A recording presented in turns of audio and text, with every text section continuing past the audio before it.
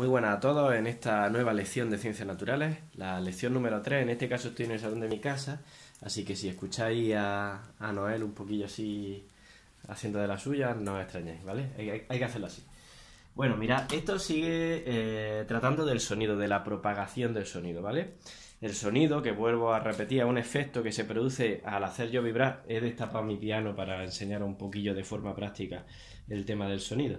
Es decir, yo produzco un sonido con mi propia voz, con una palmada, y lo que hace es que se propagan esas partículas por las partículas del aire rebotando hasta que llegan a nuestros oídos. Pues bien, este proceso es distinto en función del material que utilicemos. Os voy a comentar una anécdota. Los indios en el viejo oeste americano, lo que hacían para saber si venía el enemigo, el hombre blanco, era pegar la oreja al suelo. ¿Por qué? Porque ellos sabían de forma práctica que en un material sólido como el suelo, las ondas se propagan mucho mejor, ¿vale? Entonces ellos podían escuchar a esos caballos que venían a atacar al campamento indio pegando la oreja al suelo. Además es una escena muy típica que se ve en las películas antiguas, ¿vale?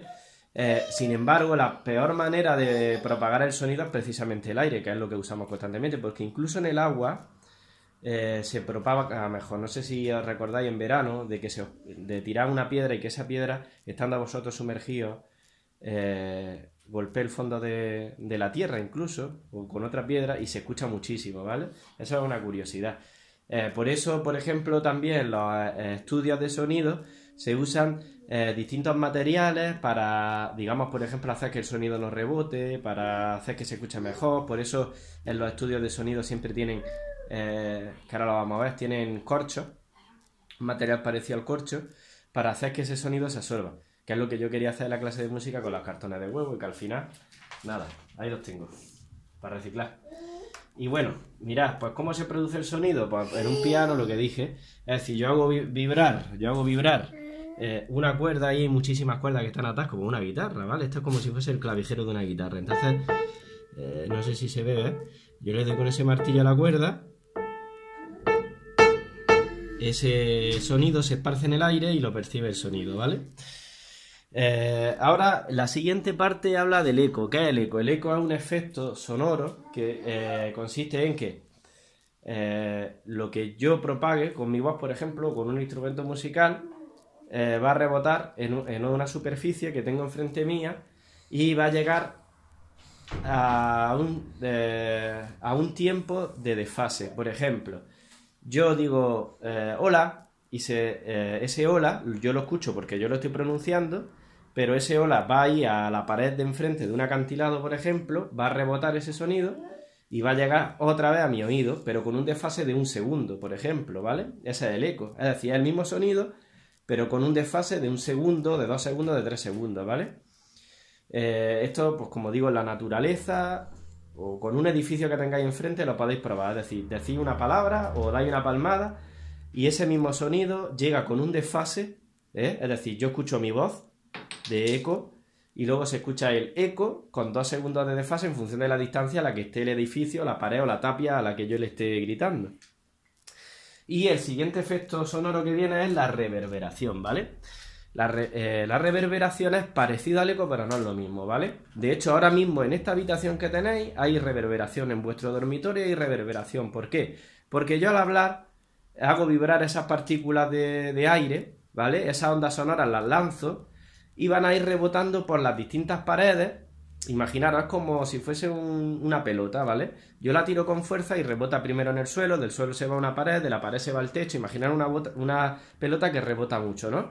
Pues lo mismo pasa con la onda. Entonces, al ir rebotando por todas las esquinas, por todos los muebles, por todo lo que hay, incluso por nuestros propios cuerpos, se produce un efecto de parecido al eco, es decir, que van a llegar distintos sonidos con un pequeño desfase de tiempo. Y eso es el efecto que hace que se escuche como si estuviésemos en una cueva, que no es el eco.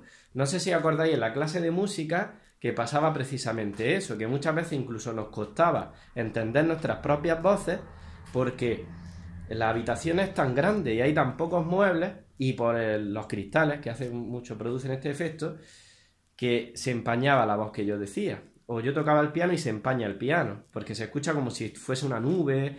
Cuando vaya a una iglesia, por ejemplo, a una catedral que tiene los techos muy altos, pasa lo mismo. Cuando habla el cura o cuando se toca un instrumento musical,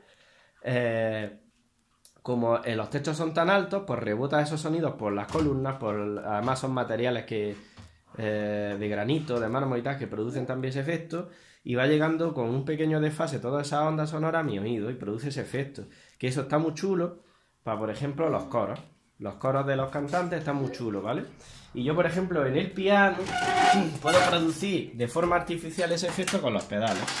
¿Vale? Yo tengo los 3 pedales, no sé si se ven ahí, pues el de la derecha lo que hace es que levanta unas almohadillas que hay por ahí, ¿vale? Que es lo que sujeta a la cuerda. Es decir, yo cuando toco el piano, me voy por aquí, a ver, aquí. Hay una especie de almohadilla que se levanta para dejar que la cuerda vibre. Pues bien, si yo le doy a este pedal, todo eso se mueve y quito ese efecto. Y entonces, ¿vale? Produce un pequeño efecto de reverberación. Y, bueno, decir por el supuesto que la contaminación, que esto del eco y de la reverberación son efectos que se pueden hoy día reproducir de forma artificial con programas informáticos, que es lo que hacen los técnicos de sonido cuando graban a artistas.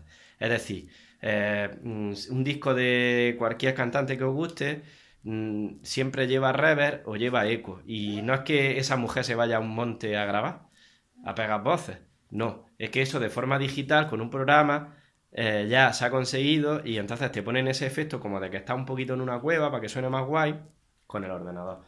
Y por último es la contaminación acústica. La contaminación acústica es simplemente el hecho de que hoy día, pues bueno, por la actividad que tenemos de la compra, de la industria, de los coches, de todo lo que nos rodea prácticamente, estamos rodeados de sonidos y eso no es sano, ¿vale? Eso llega a un punto en el que el cerebro pues lo machaca, porque es un estímulo constante. Imaginaros vivir en un mundo en el que constantemente te estuviesen dando fogonazos en los ojos, ¿vale?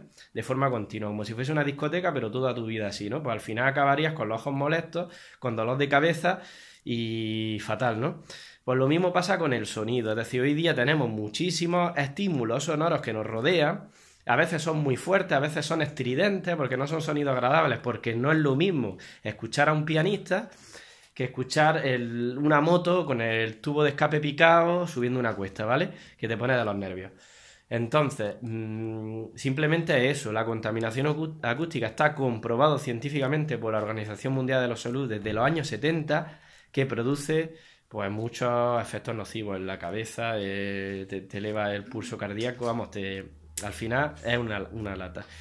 Por eso la gente muchas veces de vacaciones, y hacen bien, se van a los pueblos a relajarse. ¿Por qué? Porque precisamente en los pueblos tenemos sonidos pero son más bonitos, ¿no? Que son los pájaros, la naturaleza y no estamos tan saturados, ¿vale?